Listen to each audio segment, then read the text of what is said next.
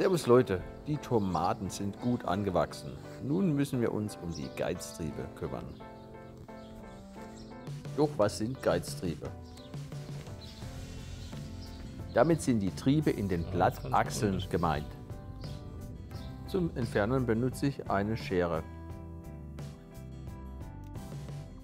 Für dieses Video habe ich sie etwas größer wachsen lassen, damit man es auf dem Video besser erkennt. Das Entfernen der Geiztriebe lässt die Pflanze kräftiger wachsen.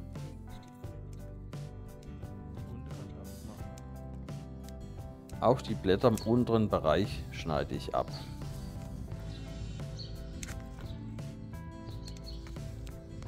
Wenn ein Geiztrieb speziell an der Spitze der Pflanze übersehen wird, knickt oft der Hauptast ab und man weiß nicht genau, welcher Ast abzuschneiden ist. Einfache Lösung: immer der Trieb an der Blattachsel.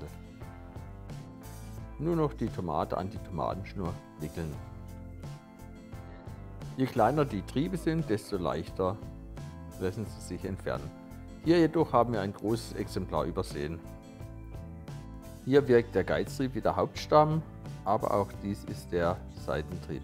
Diesen abschneiden und die Tomate dann entsprechend an die Schnur binden.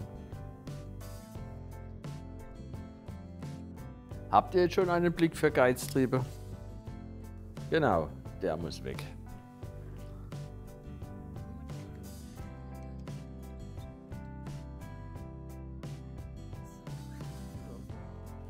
Die Blätter, die zum Boden reichen, werden oft von Schnecken angefressen. Dieses Jahr hat es sehr viele Schnecken und sie finden über die Blätter, die am Boden liegen, den Weg zu den Früchten. Die einfache Lösung: die Blätter im unteren Bereich komplett entfernen.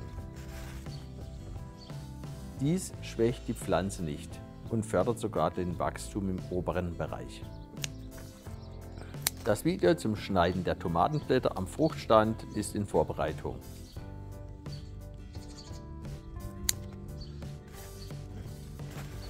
Hier nochmal ein komplett abgefressenes Blatt. Beim Abschneiden der Tomatenblätter ruhig mutiger sein. Man hat auch eine bessere Zugänglichkeit zwischen den Tomatengängen.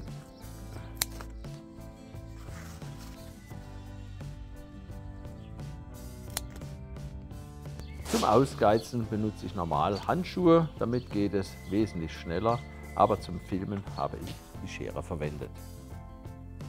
Viel Erfolg beim Ausgeizen eurer Tomaten!